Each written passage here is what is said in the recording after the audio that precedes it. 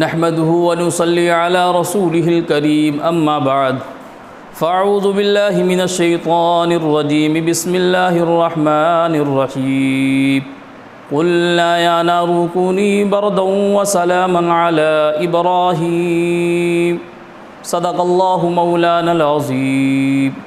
میرے محترم بزرگوں اور عزیزوں، پچھلے دنوں آپ نے حضرت ابراہیم علیہ السلام کی وہ قربانی جس کے متعلق اللہ کے جانب سے اشارہ ہوا کہ آپ اپنی بیوی کو آب و گیا وادی کے اندر چھوڑ کے چلے آئیے، آپ نے اس بیان کو سماعت کیا۔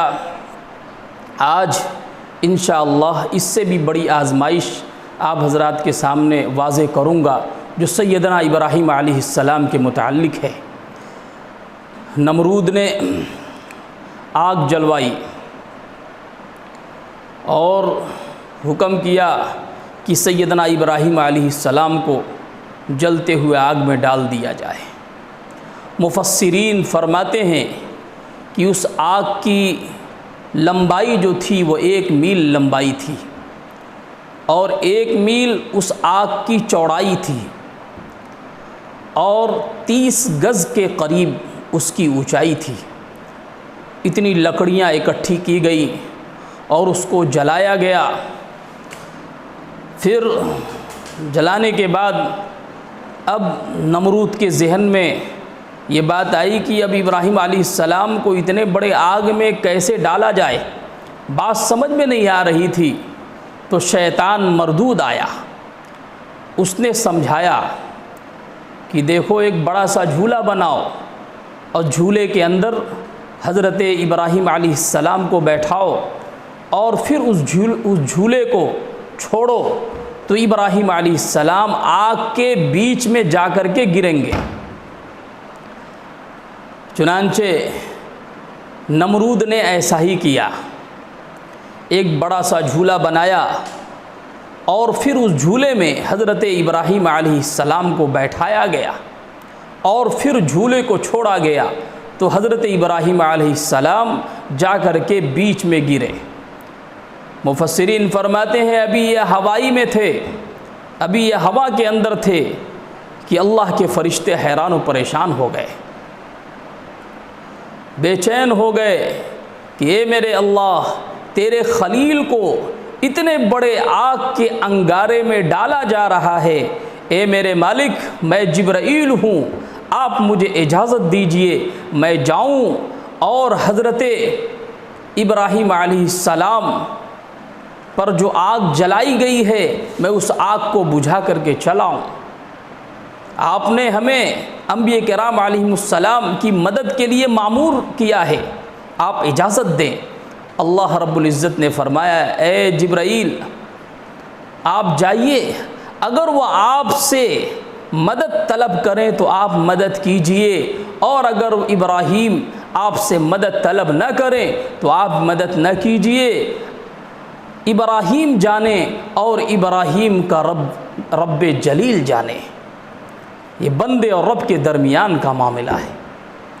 چنانچہ حضرت جبرائیل علیہ السلام حضرت ابراہیم علیہ السلام کے پاس آئے اور کہا آپ اجازت دیں تو میں اپنے ایک پر سے اس آگ کو بجھا کے رکھ دوں، مگر حضرت ابراہیم علیہ السلام نے اجازت نہیں دیا اور کہا نہیں، میرا رب اس حال میں مجھے دیکھ رہا ہے۔ حضرت جبرائیل علیہ السلام نے کہا دیکھ رہا ہے۔ میرے عزیزوں، گویا ان کے ذہن میں یہ بات بیٹھی ہوئی تھی کہ ہر ایک کی ایک معراج ہوتی ہے، کسی کو طور پر معراج ملی ہے تو کسی کو عرش پر معراج نصیب ہوا ہے۔ آج مجھے جو معراج نصیب ہونا ہے وہ اس جلتے ہوئے انگارے کے اندر مجھے معراج نصیب ہونا ہے۔ ان کے ذہن میں یہ بات تھی۔ علماء فرماتے ہیں جب سارے اسباب منقطع ہو گئے اور کسی سے مدد طلب نہیں کیا، یہاں تک کہ حضرت جبرائیل کا بھی انکار کیا اور پانی کا جو موکل آیا پانی کے موکل کا بھی انکار کیا اور کہا کسی سے کوئی حاجت نہیں ہے، کسی سے کوئی کسی چیز کی ضرورت نہیں ہے، میرا رب مجھے دیکھ رہا ہے، حسبی اللہ، میرے لیے تو میرا اللہ کافی ہے، مجھے کسی اسباب پر نظر نہیں ڈالنی ہے۔ گویا ان کا یہ ایمان تھا، ان کا اللہ پر بھروسہ تھا، ان کا کامل یقین تھا کہ انہوں نے یہ جملہ کہا کہ مجھے کسی کی حاجت کی ضرورت نہیں ہے۔ اس واقعہ سے ہمیں اور آپ کو عبرت حاصل کرنی چاہیے کہ اس اللہ کے بندے کے دل کے اندر کیسا یقین کامل بنا ہوا ہے، اور اللہ کی مرضی پر یہ کس طریقے سے اپنے آپ کو قربان کر رہا ہے کہ کسی کی حاجت کی ضرورت نہیں ہے سوائے اللہ کے۔ میرے عزیزو، اس واقعہ کی جانب بہت سارا اشارہ ہے۔ علماء فرماتے ہیں جب سارے اسباب منقطع ہو گئے، ختم ہو گئے، پھر اللہ کا حکم ہوا قلنا یا نار کونی بردا وسلاما علی ابراہیم۔ اللہ کا امر آیا، اللہ کا حکم آیا جلتے ہوئے آگ پر۔ آپ تھوڑے دیر کے لیے تصور کریں، اللہ چاہتا تو آگ کو بجھا دیتا، اللہ چاہتا تو آگ کو اڑا دیتا، مگر اللہ نے آگ کو بجھایا نہیں، اللہ نے آگ کو اڑایا نہیں، اللہ نے بارش کے ذریعے آگ کو بجھوایا نہیں۔ اللہ کی قدرت دیکھیے، اللہ رب العزت کتنے مہربان اور کریم آقا ہیں۔ اللہ نے آگ کو جلتے رہنا، آگ گویا آگ جل رہی ہے، آگ کے اندر جو تاثیر ہے جلانے والی، اللہ رب العزت نے اس تاثیر کو ختم کر دیا۔ وہ کہا میرے ابراہیم کے لیے آگ گلزار بن جا، سلامتی والی آگ بن جا۔ تو پتہ یہ چلا کہ اگر اسباب پر اللہ کا امر نہ آئے تو اسباب کے اندر بھی یہ طاقت نہیں ہے۔ تو آگ کے اندر اللہ کا امر آیا کہ گلزار بن جا، سلامتی والی بن جا، تو آگ کیسے ابراہیم کو جلا سکتی ہے؟ دنیا کی ہر شے پر اللہ کی بادشاہیت ہے، ہر نقشے پر اللہ کی حکمرانی ہے۔ اللہ جو چاہے جیسا چاہے ویسا کر کے دکھا دے، اللہ کی قدرت ہے۔ آگ کی تاثیر اللہ نے بدل دی اور سلامتی والی بن جا میرے ابراہیم کے لیے۔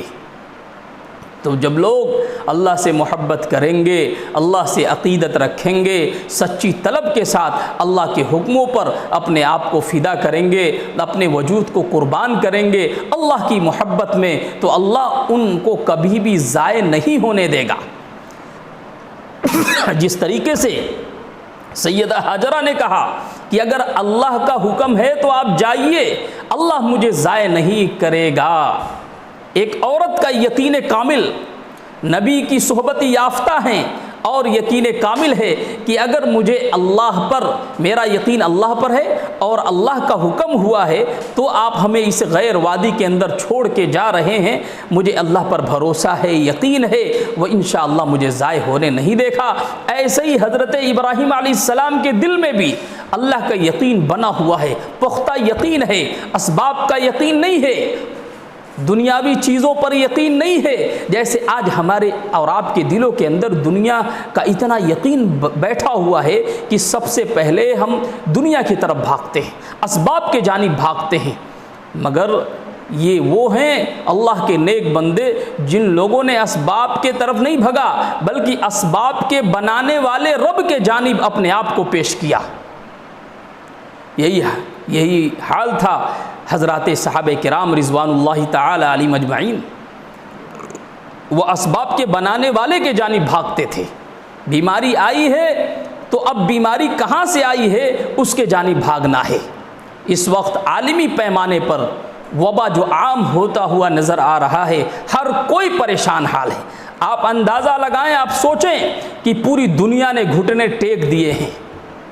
یورپ نے ٹیک دیا، لندن نے ٹیک دیا، جاپان نے ٹیک دیا، اور امریکہ نے ٹیک دیا، چین نے ٹیک دیا، یہاں تک کہ ہمارا ملک ہندوستان نے بھی گھٹنے ٹیک دیا ہے اللہ کے حکم کے آگے کہ ایک ایسی بیماری جو نظر بھی نہ آئے، اللہ نے اپنی قدرت کو ظاہر کیا ہے کہ دیکھ لو میں جو چاہوں وہ کروں۔ تم اسباب کے جانب بھاگتے ہو، ارے اعمال کے جانب آؤ۔ جب بندہ اعمال کے جانب بھگے گا، اللہ کے جانب بھگے گا، اپنے ایشور کے جانب بھگے گا، اپنے خدا کے جانب بھگے گا، اپنے پیدا کرنے والے خالق و مالک کے جانب بھگے گا اور اس سے لو لگائے گا، اس سے تعلق کو جوڑے گا، تو یہ اسباب، یہ سارے اسباب ہیں، ان اسباب کو اللہ منٹوں سیکنڈوں میں ختم کر دے گا اور اس کی تاثیر بدل دے گا۔ جس طریقے سے آگ جل رہی ہے مگر اللہ نے آگ کی تاثیر کو بدل دیا، اور کیا کہا، سلامتی والی بن جا میرے خلیل کے لیے۔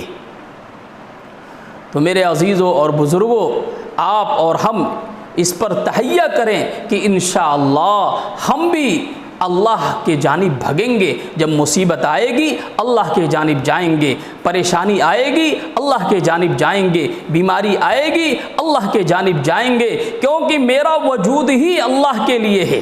اللہ نے ہمیں اسی لیے پیدا کیا ہے کہ تم سارے میری عبادت کرو، میری وحدانیت کو بولو، مجھ پر کامل یقین اور بھروسہ کرو۔ اسی لیے اللہ نے قرآن کے اندر ارشاد فرمایا، قل ان صلاتی و نسکی و محیای و مماتی للہ رب العالمین۔ یہ سب کچھ اللہ کے لیے، نماز اللہ کے لیے، یہ سجدہ اللہ کے لیے، یہ مرنا اللہ کے لیے، جینا اللہ کے لیے، قربانی اللہ کے لیے۔ بس وہی ایک واحد ذات ہے جس کے قبضے میں ساری چیزیں ہیں، بس ہمارا وجود ہی اللہ کے لیے ہے۔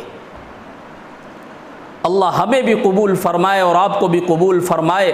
آئندہ انشاءاللہ اس سے آگے کی جو قربانی ہے، جو آزمائش سیدنا ابراہیم علیہ السلام پر آئی اور پھر خواب کے ذریعے بشارت دی گئی، خواب میں آپ کو بتایا گیا کہ آپ اللہ کے نام پر قربانی پیش کریے، اس واقعہ کو انشاءاللہ آئندہ دنوں میں اس کی وضاحت کروں گا۔ دعا کریں اللہ ہم سب کی حفاظت فرمائے اور قوت عطا فرمائے، اور اس وقت جو وبا پھیلی ہے پوری دنیا کے اندر، اس وبا سے ہر ایک کی حفاظت فرمائے، خصوصاً ہمارے اس ملک کی حفاظت فرمائے اور ملک کے ایک ایک باشندوں کی حفاظت فرمائے، چاہے وہ کسی دھرم سے تعلق رکھتے ہوں، کسی مذہب سے تعلق رکھتے ہوں، اللہ سب کی حفاظت فرمائے۔ آمین۔ وآخر دعوانا الحمدللہ رب العالمین۔